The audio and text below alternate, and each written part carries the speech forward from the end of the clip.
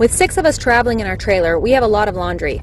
We didn't want to slow down our adventures by sitting at a laundromat every week. It was definitely a splurge, but we're glad we added a washer and dryer to our RV.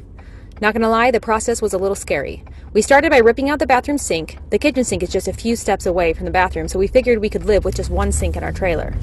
The demolition process was pretty quick. We took out the bathroom wall, door, and the little entry closet. That left us with access to the old bathroom sink plumbing that we could use for the washer. We second-guessed ourselves because this was a brand new trailer, but we chose this floor plan knowing that we would add the washer and dryer in this spot. We measured everything at least 100 times.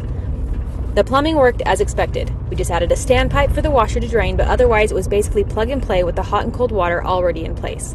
We didn't move any plumbing. We had an electrician help us run another circuit to the breaker box. We may have been fine with just one outlet, but the spec sheet suggested we needed more dedicated power for each appliance, especially if they were running at the same time. We had to be very precise in where we cut the dryer vent hole. We got a bit lucky that there wasn't a wall stud in this spot. The dryer vent ended up being a bit tricky to attach in such a tight space, but it all worked out perfectly. They're pretty efficient appliances. The washer only uses about 10 gallons of water per load, and the dryer draws about 12 amps of power.